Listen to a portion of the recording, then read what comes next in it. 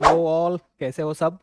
So in today's video we are going to discuss an important pain point for multiple students, that which chapters we should read from Art and Culture book by Nitin Singhania sir. Okay.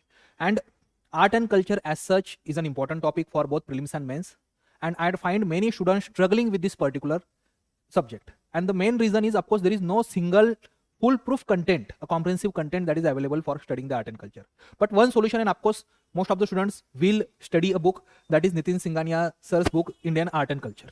Okay. However, when we see this book, this is a very bulky book. Right? It's a comprehensive book. It's a well-written book. It has multiple infographics, multicolored structure. Okay, that's not an issue. So in that case, which chapters we should study from this? Are all chapters important from this? That's what we are going to discuss. So ये video end तक देखना. This will give you a clarity कि what chapters we should study from this. For example, let's try to understand the latest edition of this particular book, that is 6th edition. Okay, and even the 5th edition, it has around 31 chapters. Okay, but if you watch this complete video, you will understand that out of 31 chapters, only 17 chapters you are supposed to study. Not even 17. Out of those 17, if you read 8 of them, it will still cover around 70 to 80% of your art and culture preparation, especially for prelims. Okay, so now let's start discussing कि which chapters we can study from this particular. अब सबसे पहले सवाल एक students का होता है कि sir which edition we should follow. Not an issue. Okay, recent जो भी है 3rd एडिशन से आगे whatever different editions are there, आप वो फॉलो कर सकते हैं. Whatever you already studying, जो let's say you are studying 3rd edition book of Nitin Singhania, तो आप उसको कंप्लीट ये करना. नया स्टूडेंट है तो लेटेस्ट 5th या 6th एडिशन का बुक जो है that you can buy in from the market. Okay, अब आगे बढ़ते हैं. Let's see this particular aspect. अब मैंने क्या किया है कि नितिन सिंघानिया इस पर्टिकुलर बुक के कुछ चैप्टर्स है, उस चैप्टर्स को 3 या आप कह सकते हो 4 कैटेगरी में डिवाइड किया, मेनली 3 कैटेगरीज में.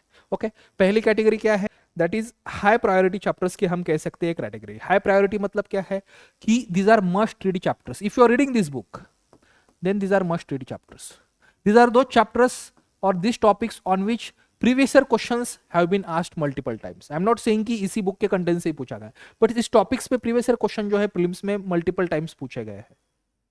ओके, तो इसको मस्ट रीड है ये, और इसको मल्टीपल टाइम हमें रिवाइज भी करना. ओके, ये हाई प्रायोरिटी है. ऐसे बस 8 चैप्टर है, और अगर आप 8 चैप्टर्स भी पढ़ते हैं तो आपका 70% to 80% प्रिपरेशन जो है यह हो जाता है. ओके, कौन से दो चैप्टर्स आर देयर, ये लिस्ट यहाँ है, मैंने दिया है, will discuss that list. Okay, दूसरे चैप्टर्स जो मैंने कैटेगराइज किया है वो है मीडियम प्रायोरिटी चैप्टर्स या रिलेटिवली लेसर प्रायोरिटी चैप्टर्स. तो ये क्या पढ़ना नहीं है क्या sir, you should read that, but only if you are good with this. आपने ये अच्छे से पढ़ा है फिर उसको आप पढ़ सकते हैं. ओके फाइन, इसमें 4-5 chapters are there that you can read. Okay, but इसको थोड़ा सा इससे कम हमें प्रायोरिटी देनी है. और थर्ड जो है लो प्रायोरिटी चैप्टर्स है, जो आप सबसे लास्ट में पढ़ोगे या फिर आपने स्किप भी कर दिया उसमें से कुछ कंटेंट, तो I am okay with that. और ये सब मिला के there are only 17 chapters that I am recommending out of those 31 chapters of latest editions. Only 17 of them. बाकी जो है 13 के आर, उसको तो आपको पढ़ना ही नहीं है. Okay, so let's start with the high priority chapters of Nitin Singhania book. कौन से हाई प्रायोरिटी चैप्टर्स है ये दिखेगा यहाँ पे, you can see over here. Okay, these are high priority chapters. और कितने हैं ये, अराउंड 7 to 8 है बस. यहाँ 7 मैंने दिया है, 7 to 8 यहाँ चैप्टर्स है. ओके, इसमें इंडियन आर्किटेक्चर जिसको फर्स्ट चैप्टर्स में आता है, इंडियन आर्किटेक्चर, ये सबसे इंपॉर्टेंट है. This topic itself is most important topic for the UPSC prelims and even for mains also, because इस पे almost every year prelims में सवाल पूछा जाता है, और mains में every alternate year you will find a सवाल from this, yes, question from this. Okay, Indian literature, ये नितिन सिंघानिया में this chapter has been given later, but मैंने पहले लिस्ट किया. क्यों? Because every year prelims में इसमें क्वेश्चन पूछा ही जाता है इस टॉपिक पे, तो इसको हमें पढ़ना ही है. Then sculptures, paintings, music, Indian dance, भक्ति and Sufi traditions. ओके, ये ऐसे आपका एक पिलर है. यहां अगर इसको, इसमें अगर आपको ऐड करना है एक्स्ट्रा और इंडियन फिलोसॉफी के रिगार्डिंग उसमें एक चैप्टर है, इसको आप मीडियम प्रायोरिटी, इस प्रायोरिटी में भी डाल सकते हो. इसको अगर आप पढ़ लेते हैं तो आपका, मैं कह सकता हूँ गारंटीड 70% आर्ट एंड कल्चर का preparation is over. Okay, then we will come to the next part of chapters. 2 chapters है यहाँ मीडियम प्रायोरिटी जिसको हम कह रहे हैं, जिसमें हम, जो मैं पहले कहा था स्कूल्स ऑफ फिलोसॉफी, उसको हमें पढ़ना. देखो इस बुक में there are chapters on Buddhism and Jainism, there are chapters on other aspect.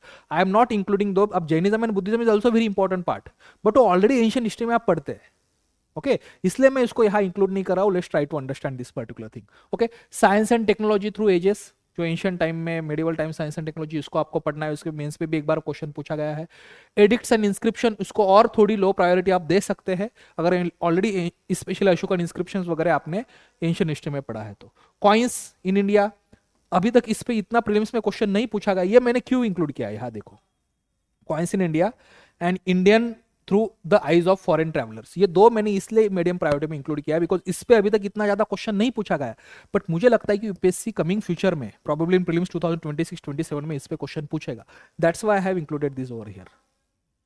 Okay, Nitin Singhania में और एक चैप्टर है Indian theatre, puppetry, martial arts. इसमें और दो टॉपिक है उसमें. इंडियन मुझे लगता है मार्शल आर्ट्स है, इंडियन सिनेमा का एक चैप्टर वो स्किप करना है. और इस चैप्टर में और दो टॉपिक्स दिया गया है, कुछ वर्ल्ड स्पोर्ट्स और समथिंग, उसको स्किप करो, बस इतने टॉपिक पढ़ना. ओके, ये हुए आपके मीडियम प्रायोरिटी. और लास्ट है जो आप अगर नहीं भी पढ़ते हैं तो भी ठीक है, टाइम है तो पढ़ लो. अब आप कहोगे sir UNESCO world heritage site और UNESCO list of intangible cultural heritage, इसमें तो क्वेश्चन पूछा गया यूपीएससी द्वारा, आप यहाँ इसको लिस्ट प्रायोरिटी में क्यों इंक्लूड किया है? इसलिए बिकॉज काफी बार ये आप as a part of current affairs में एग्जाम नहीं पढ़ते, इसलिए मैंने यहाँ इसको लिस्ट प्रायोरिटी में. अगर करंट अफेयर्स में नहीं पढ़ा है तो इसको पढ़ लेना, स्पेशली जो इसमें लेटेस्ट साइट्स है इसको हमें पढ़ना है. Awards and honours and festivals in India, even if you skip it's fine. या कभी काफी बार इसको करंट अफेयर्स का पार्ट आप पढ़ते ही ईयरली कंपाइलेशन वगैरह में मंथली इसमें, तो you can study that. Okay, तो जैसे मैंने कहा अराउंड 30-31 चैप्टर्स में से ओनली 17 आर इंपॉर्टेंट फॉर दस, और उस 17 में भी 7 से 8 चैप्टर आप पढ़ते हैं तो आपका 70-80% preparation is over. How to study this, अब एक पॉइंट ये भी आता है सर कि इसको स्टडी एक्चुअली हमें कैसे करना है, इसको स्टडी कैसे करना है. इसको स्टडी करने का तरीका ये है कि सबसे पहले आप फॉर एग्जांपल आर्किटेक्चर का आपने चैप्टर देख लिया. अब इसमें अगर आप प्रीलिम्स के लिए स्टडी कर रहे हो तो मेनली लेट्स से सारे प्रीलिम्स के पहले के क्वेश्चन देख लेना, see all the prelims question before that. Okay, और फिर इस चैप्टर को पढ़ना.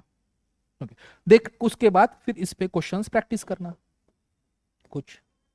ओके, या फिर क्वेश्चन प्रैक्टिस करने के लिए चैप्टर वाइज आपके पास नहीं है तो 7-8 चैप्टर पढ़ लीजिएगा, फिर डायरेक्टली किसी इंस्टीट्यूट का जो टेस्ट पेपर होता है वो उसमें देखना, ताकि उससे और कुछ अगर जानकारी इस चैप्टर में नहीं है वो भी आपको कवर हो जाए. Okay, so these are the chapters if you are reading Nitin Sanghania. तब ये चैप्टर से मेरे साथ अगर जुड़ना है तो व्हाट्सएप पे मुझे मैसेज कर सकते हो. टेलीग्राम ग्रुप भी मेरा ज्वाइन कीजिएगा, टेलीग्राम ग्रुप के लिंक डिस्क्रिप्शन सेक्शन में भी दिया गया है और ये सारी लिस्ट वहां मैं आपको दे देगा. चलिए, थैंक यू.